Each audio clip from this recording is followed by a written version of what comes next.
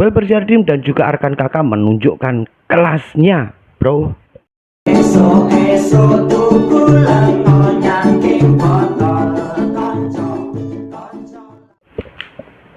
Kembali lagi di sliding tackle-nya Cak Ruri. Baru saja kita menonton pertandingan yang sangat luar biasa antara Indonesia melawan Panama dengan skor akhir 1-1. Dengan demikian Indonesia tetap berada pada urutan ketiga di bawah Maroko, kemudian Ekuador. Di luar perkiraan, akhirnya Ekuador menumbangkan Maroko dengan skor telak 2-0, sehingga Ekuador langsung menduduki puncak klasemen, diikuti Maroko, Indonesia, kemudian Panama.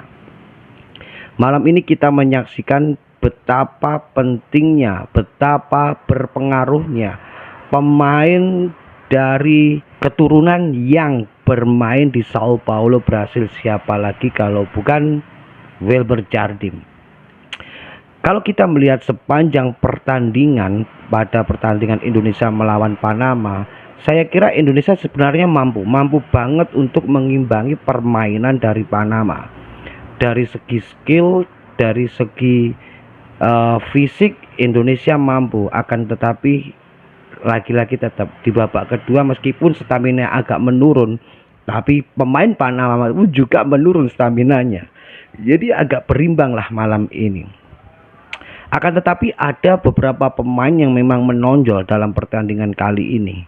Ada nama Welber Jardim dan juga Arkan Kakak. Di sini permainan kedua orang ini sangat sentral banget, keren banget. Welber Jardim selalu akurat dalam passing-passingnya dan juga kontrolnya pun juga bagus.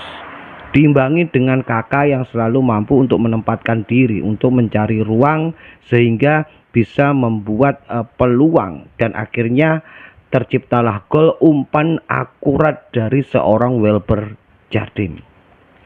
Pertandingan sangat luar biasa, akan tetapi kita selalu dipertontonkan oleh kesalahan-kesalahan yang cukup mendasar, yaitu masalah passing. Terciptanya gol pada pertandingan malam ini sehingga Indonesia ketinggalan terlebih dahulu juga berawal dari kontrol dan passing yang sangat-sangat kurang akurat. Akhirnya Indonesia pun ketinggalan, tapi dengan semangat juang para pemain tim nasional Indonesia U17 ini, akhirnya Arkan Kakak pun mampu menyeimbangkan kedudukan di babak kedua berawal dari scrimmage di depan gawang, kemudian umpan akurat yang sangat luar biasa diberikan oleh Welber Jardim dan disundul oleh Arkan Kakak. Jadi sebenarnya seandainya Barkic tadi itu dimasukkan pada babak pertama, kemungkinan besar permainan akan lebih menarik. Akan tetapi Amar Raihan ini juga dimasukkan baru babak kedua. Tapi kali ini sebenarnya saya sangat puas dengan permainan tim nasional Indonesia.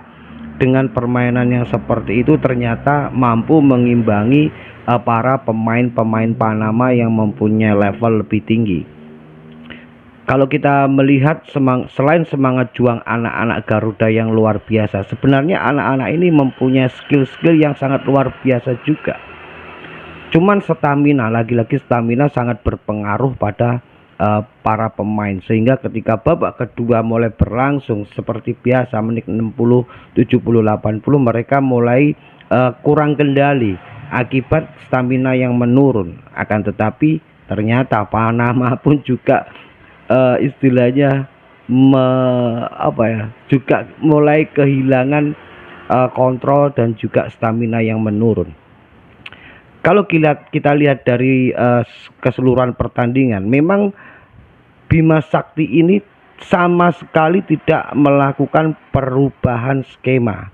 Kalau kita perhatikan 4-3-3 adalah skema paten, strategi paten dari Bima Sakti. Kita berandai-andai, seandainya ini tadi Coach Bima Sakti ini mau melakukan perubahan skema, saya kira tidak menutup kemungkinan ada peluang yang lebih baik. Kalau kita memperhatikan dari keseluruhan pertandingan, pemain Panama ini benar-benar terbuka. Jadi hampir keseluruhan itu para pemain Panama ini berada pada lini penyerangan Indonesia, sehingga para gelandang serang Indonesia dan juga Panama ini benar-benar menumpuk di tengah.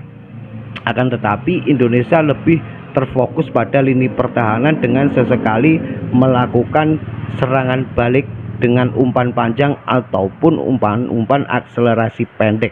Akan tetapi hari ini kita juga tidak bisa memanfaatkan postur tubuh yang seharusnya mempunyai ciri khas permainan pendek 1-2.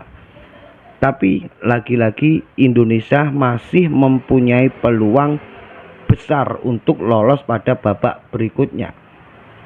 Karena untuk melaju ke 16 besar ini nanti akan diambil yaitu urutan 1 dan 2. Jadi juara 1 dan 2 ini akan otomatis masuk ke babak 16 besar dengan ditambahkan beberapa peringkat ketiga terbaik. Jadi kalau Indonesia nanti di akhir pertandingan melawan Maroko ini mampu menang, otomatis Indonesia akan berada pada peringkat kedua karena mempunyai poin 5. Sedangkan Panama jika memenangkan pertandingan melawan Ekuador maka masih mendapatkan poin 3. Kalaupun Maroko nanti berhadapan dengan Indonesia dan Indonesia memenangkan itu, otomatis kemungkinan besar Maroko yang akan tersingkir jika Maroko ini nanti kalah dari Panama, karena Panama mempunyai 1 poin.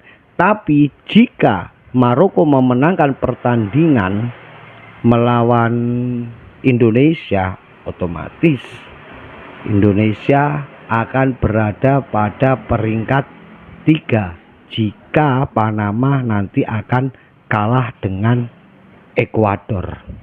Jadi Indonesia masih mempunyai peluang untuk lolos sebagai peringkat 3 terbaik, meskipun Indonesia nanti hanya sekedar draw. Tapi kalau kalah, itu udah beda lagi. Jadi ini adalah gambaran-gambaran jika Indonesia nanti akan lolos, maka setidaknya Indonesia harus minimal draw sambil berharap Panama tetap akan kalah pada laga terakhir. Jadi terima kasih buat teman-teman yang sudah mendoakan, termasuk saya tetap berdoa kepada tim nasional Indonesia untuk mencapai hasil yang maksimal. Tapi memang di luar dugaan, karena apa? Tim nasional Indonesia ini adalah tim kambing hitam, tim kuda hitam. Kalau kambing terlalu jahat lah, kuda hitam. Jadi memang tim yang tidak begitu dipertimbangkan dalam grup ini. Akan tetapi ternyata faktanya sampai hari ini pada 2 pertandingan ini Indonesia belum terkalahkan, meskipun juga belum pernah menuai kemenangan. Dengan kedua pertandingan ini, dengan hasil seri ini, dengan 2 poin ini, maka Indonesia berpeluang besar untuk menjadi tim peringkat 3 terbaik dan lolos ke babak berikutnya. Tetap semangat buat tim Garuda, saya yakin pasti bisa. Akan tetapi kita jangan terlalu berharap, tapi ya tetap bermimpi untuk lolos berikutnya. Karena apa? Bola itu bundar. Tim-tim besar, bahkan juara dunia timnas U17 Brasil pun pada laga pertama juga tumbang. Argentina juga tumbang. Tim-tim besar banyak yang tumbang pada pagelaran Piala Dunia U17 tahun ini. Tetap semangat, tetap salam sehat, salam waras, Indonesia juara.